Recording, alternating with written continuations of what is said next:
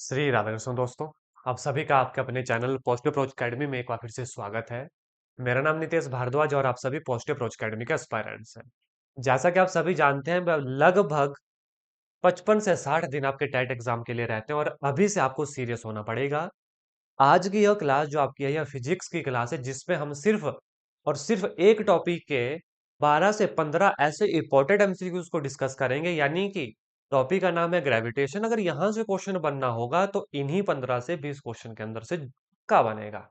सारे कॉन्सेप्ट अच्छे से सीख लेंगे, सभी एमसीक्यूज को अच्छे से जानेंगे। तो चलिए, बिना वक्त गवाए आज के सेशन को शुरू करेंगे। सबसे पहले मैं आपको बोल दूं, चैनल के ऊपर नए हैं, चैनल को सब्सक्राइब कर दीजिएगा और वीडियो को अभी के अभी लाइक कर दीजिएगा, ताकि जब आप पढ़ाई हो उसके बीच में आपको वीडियो को लाइक करने की जरूरत ना पड़े, इसलिए शुरू में लाइक कीजिएगा। सबसे पहला क्वेश्चन आप अपनी स्क्रीन के ऊपर देखिएगा। The value of acceleration due to gravity. क्या बोला है?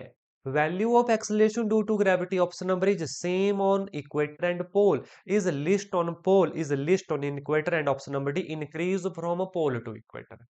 What is acceleration due to gravity?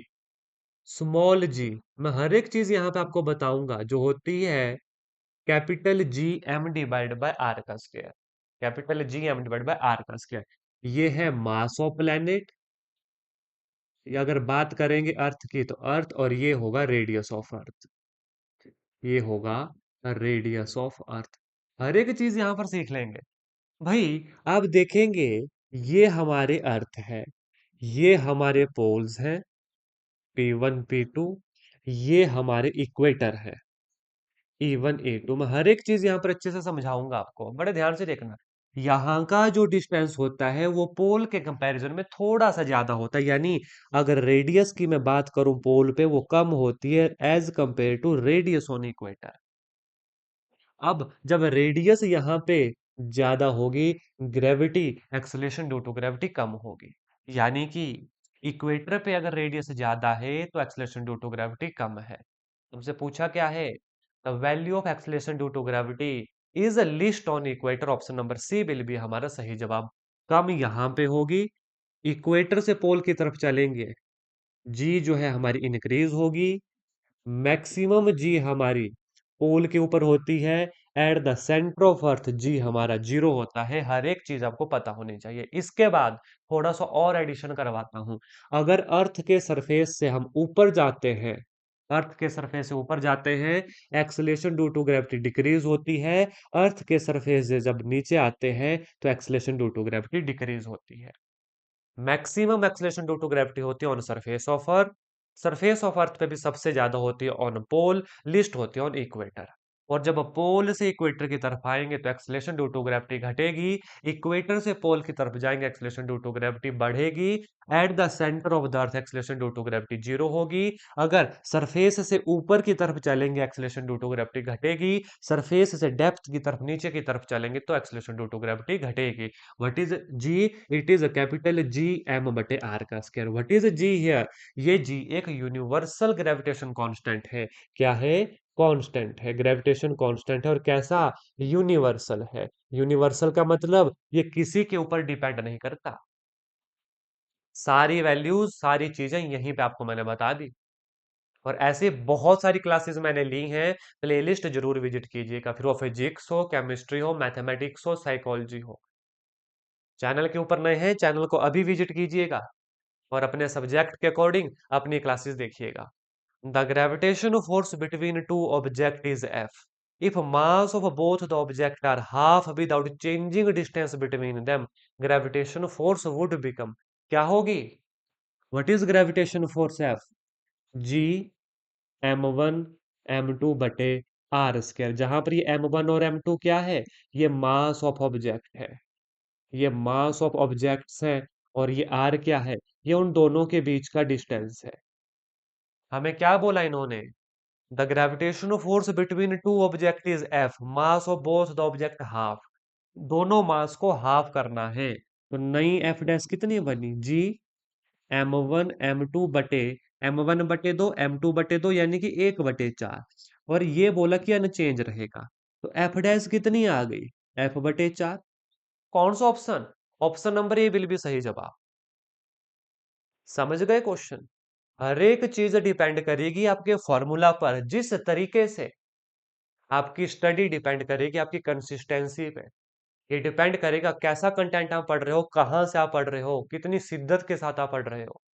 अगर इस क्लास को देख रहे हो तो एक चीज तो कन्फर्म है कि आप सीरियस है अपने एग्जाम को लेके।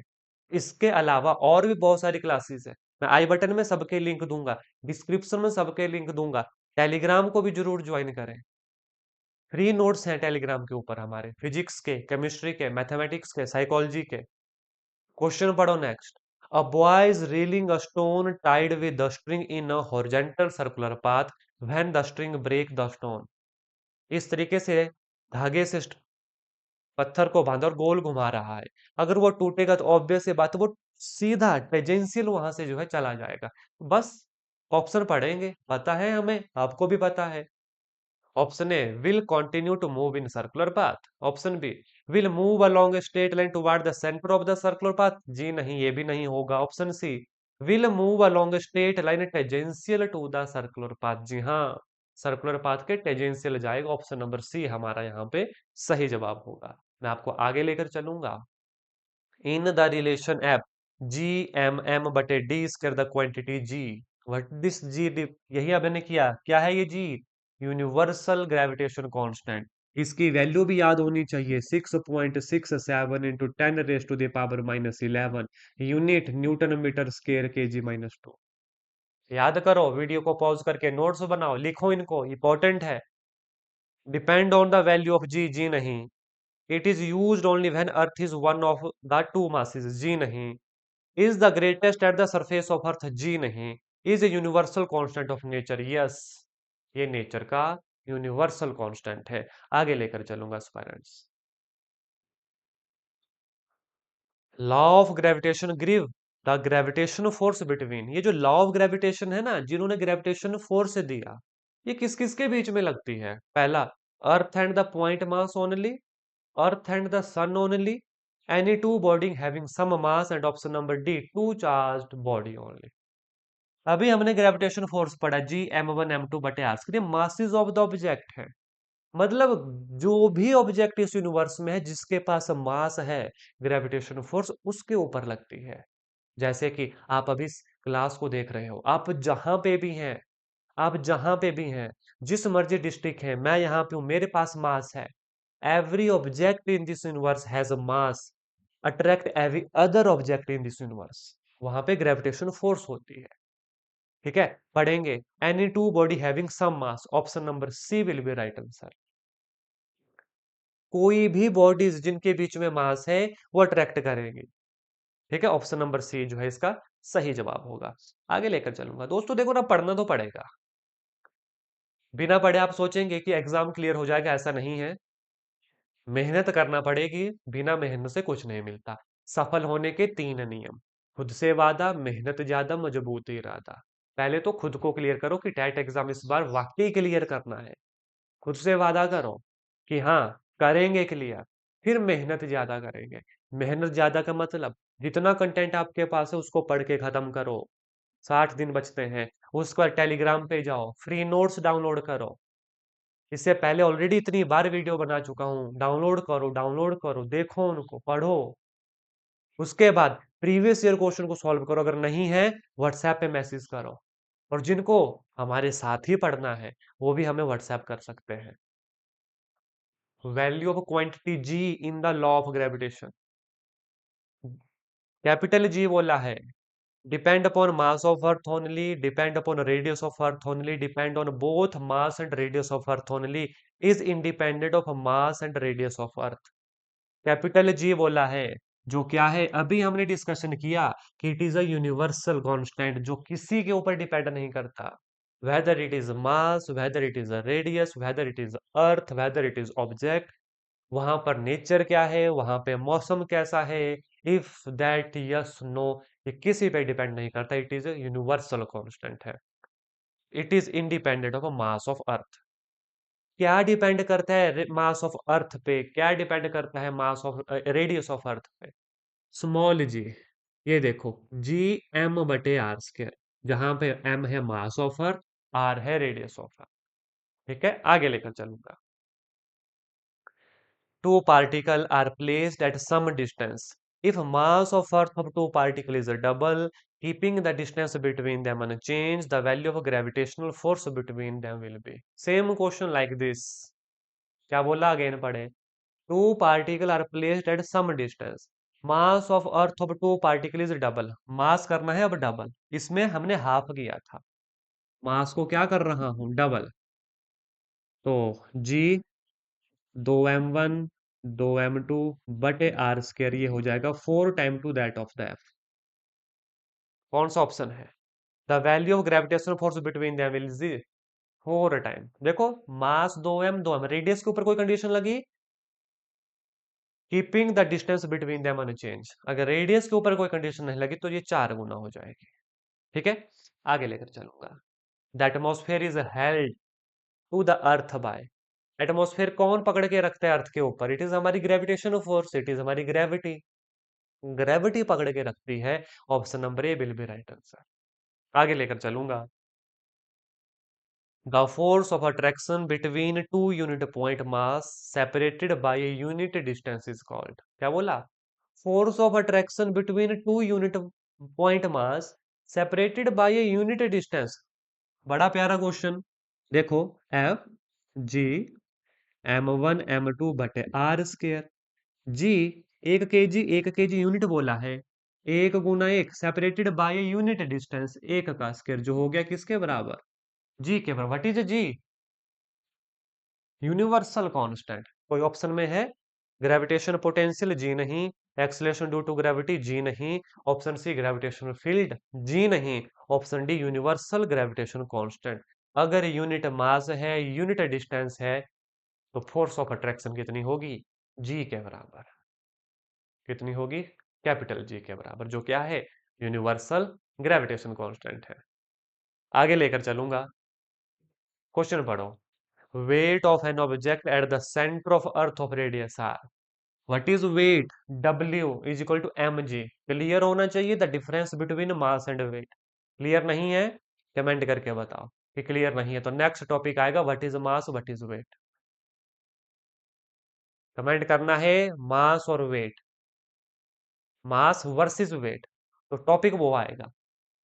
बहुत सारी क्लासेस इसके पहले मैं ऑलरेडी ले चुका हूँ एस्पिरेंट्स ऐसे पर्टिकुलर टॉपिक पे. For example acid base conjugate, indicator, natural synthetic indicator, how to find out the oxidation number in 2 minutes. बहुत सारी चीजें करवाई हैं. सबके लिंक डिस्क्रिप्शन में मिल जाएंगे. अच्छे से फॉलो करो, अच्छे से पढ़ो चीजें. क्या था question? At the centre of earth what is weight? आप सभी जानते हैं weight W is equal to mg. अब ग्रेविटी ही सेंटर ऑफ अर्थ पे 0 है, तो वजन भी कितना हो जाएगा? 0 हो जाएगा. m is mass, what is weight? Weight is W, m into G. पता होनी चाहिए. इस क्वेश्चन का answer option number A will be right answer. Next question है. An apple fall from a tree because of gravitation force between the earth and the apple. बिल्कुल ठीक भाई. आप भी न्यूटन बन जाओ, बैठ जाओ. एप्पल गिरा. If F1 is the magnitude of force exerted by the earth on the apple and F2 is the magnitude of the force exerted by apple on earth. ठीक है, फिर ये पूछा है F1 F2 के बीच में क्या होगा? ऑब्वियस ये बात है, दोनों बराबर होंगी. पढ़ी हैं चीजें. Option number D F1 and F2 are equal. इसमें तो मुझे एक्सप्लेन करने की भी नीड नहीं है कि ये बराबर है. जब हम किसी ऑब्जेक्ट के ऊपर जितनी फोर्स लगाते हैं there are equal and opposite reaction. बस अपोजिट साइड में होता है लेकिन मैग्नीट्यूड बराबर होता है. और they act on two different bodies. मतलब वो बराबर होंगी. F1 and F2 are equal. How will you calculate the mass of earth? अब मास ऑफ अर्थ बोला है, ये कौन सा रिलेशन है? ये है एक्सलेशन ड्यू टू ग्रेविटी का. ये देखो जी जी m बटे आर का स्क्वायर. यहां से मास ऑफ अर्थ इजिली निकाल सकते हैं.